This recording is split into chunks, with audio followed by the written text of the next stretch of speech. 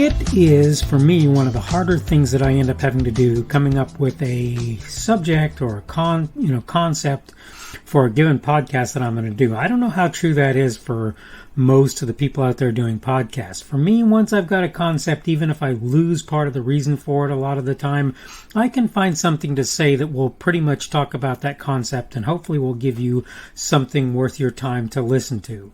There's a guy out there, I know he's on Rumble, he may be on YouTube as well.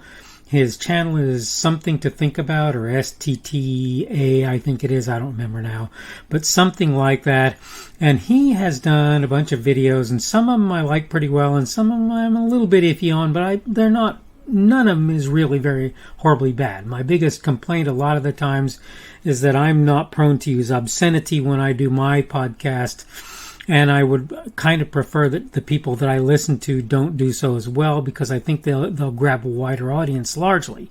Now, they may lose some for people who think that you're not as authentic sounding if you do. But he had a subject which was sort of a why pay for things in, I think it was LA, but somewhere in California, where they had decided that to decriminalize or largely decriminalize thefts of below $900 or something ridiculous, right? $1,000, most places, was the benchmark, the placement for a felony. But that aside, the point is shoplifting and various other things were essentially decriminalized there. And he asked the question, and I get what he was saying. I'm not trying to, in my podcast today, talk down what he was trying to say at all. But he asked the question, why pay for anything there since you could just shoplift it and it would be relatively consequence-free? But I want to point out that that's not true. It would be legally that way. But I want to go ahead today on the Daily Summation from Kurt's Religion and Politics to sort of answer that and my little subject of why pay for anything. Again, the Daily Summation is from Kurt's Religion and Politics. I'm your host. I'm Kurt, and today is Wednesday, the 20th of October of 2021. Welcome to everyone who's here on Rumble on the podcast and on YouTube. Remember, Rumble is my preferred platform, and we are going to talk on the subject of why pay for anything. I've got a bunch of notes today. Normally I fill maybe 2, sometimes up to 3 pages, but today we've gotten 4. I hope that what I say, though, will be so worth it that you'll still continue to sort of hold out, listening to it, and maybe even I'll add some stuff in my later discussion on that. Let me get to the notes, though. Maybe one of the sad realities of the existence of a common currency like the dollar, the pound, or the euro is that people fail to understand for what that currency stands.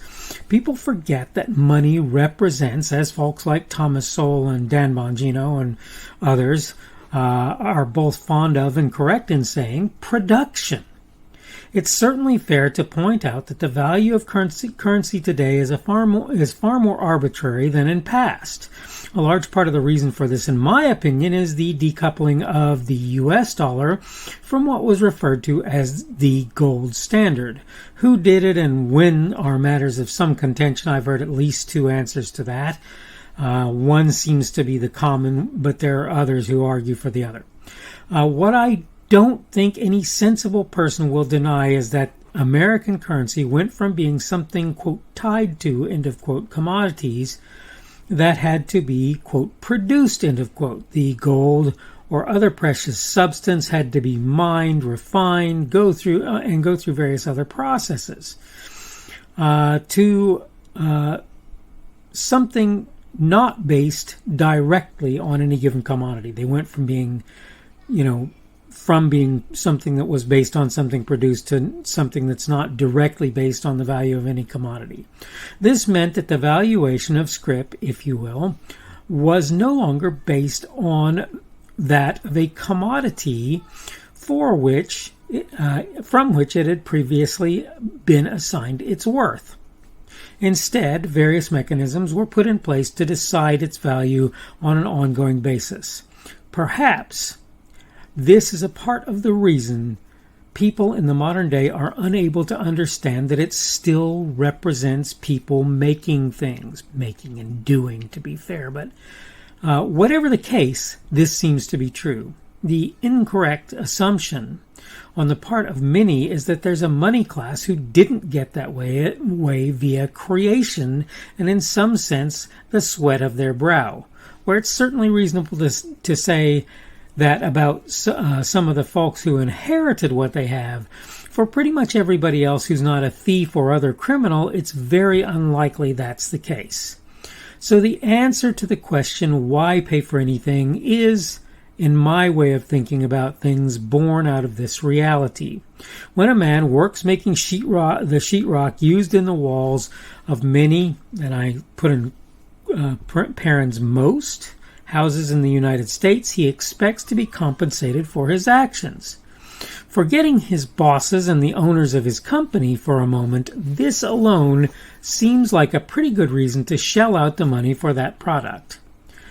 There are those who argue that the aforementioned managers and owners of the company take home the lion's share of the cash made. For their benefit, I'd like to point something out. Before things like taxes paid by businesses on behalf of their employee, health benefits, and other expenses, a company that pays all its employees, and by the way, this would never happen, $8 an hour for 40 hours a week and 52 weeks a year, assuming they had 20 employees, will pay roughly $250,000 in wages, $300 and something $1,000 in wages. If the wage changes to $15 an hour and all other circumstances stay the same, that number exceeds $500,000, around $624,000. Chances are such a person isn't making a mint out of that business. It's too small. They're not going to make a huge amount of money for the most part. There's some exceptions to that. The point of all I'm saying here, you pay for those products if for no other reason to support those people involved in their creation. If they didn't cause them to come to be, you wouldn't have them. Not close enough to home yet? How about this? Say you worked hard all day and were told that's fine, but you don't deserve to get paid for that. Would you consider that reasonable? Want to understand why folks should pay for things? Maybe this video, what I've said already and what I've yet to say, will help you to understand. It's just really not that complicated, even though a lot of people decouple the idea in their minds of the worth of a dollar from the work that is behind the creation of the products for which they pay that dollar. It doesn't matter if it's an operating system on a computer or legal services or stocking of a shelf or something that you can directly see supposed benefit in terms of monetary gain for the company in question. When people work hard for others and that work is valuable in some sense, it has to be valuable work to be fair, but when they do that, when people do that, if you don't pay those people, because we're no longer in a bartering society by and large, and anyway, nobody's going to pay them in barter typically, as a rule. No company is going to pay them in barter typically anyway. Those individuals will, if they don't get paid, they have no way to live their lives. And further, that means that they have no reason to produce those things that they're doing for you, whether it's, again, services or products or whatever it happens to be. You know, whether it's mopping floors, cleaning toilets, or making gold jewelry. They have no reason to do any of that, being doctors, any of that, if they're not going to get paid in some sense for what they do. And that isn't based on, what they need. That's based on how valuable what they do is. So this is kind of what I'm trying to say today. I spent a lot of time in my notes, but I think that the notes were pretty worth it today. If you don't think that that's true, you can always tell me so. Let me go ahead and wrap up. I'm getting to the point where I need to do that. This is the Daily Summation from Kurt's Religion and Politics. I am your host. I'm Kurt, and today is Wednesday, the 20th of October of 2021. Tomorrow then will be Thursday, the 21st, coming ever closer to that weekend. We've hit that middle of the week work week day today, and again tomorrow will be Thursday, Thursday, the 21st of October of 2021. Thank you for everyone who's been here on Rumble, on the podcast, on YouTube. Remember, Rumble is my preferred platform. You can give me a boxing glove or a plus sign on Rumble for a positive Rumble. You can give me a minus sign for a negative feedback on Rumble as well. You can give me a thumbs up, or that which is a like, or a thumbs down, or a dislike as a positive and negative feedback on YouTube, if you choose to do that. On any platform where you find that you can comment, if you find a reason to do that, and I would be very pleased if you did, please do so that I can produce better things for you as time goes on.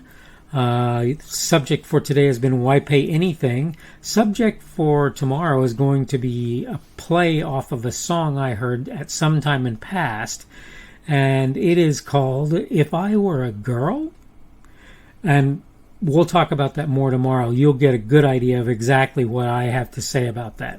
Hope you're having a good day today. Hope everything is going well for you. Hope you've been doing good so far for this week, and that things continue to go well for you.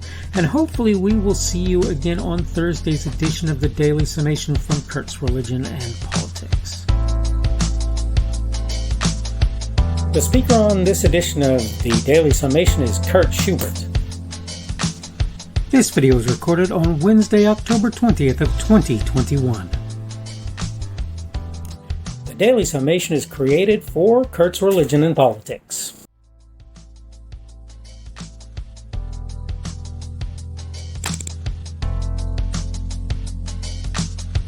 Thanks for watching this edition of the Daily Summation from Kurt's Religion and Politics. I hope you found it entertaining or instructional, or maybe both. If you want to see more from me, you can go to blogs.kpschubert.com. That's blogs.kpschubert.com.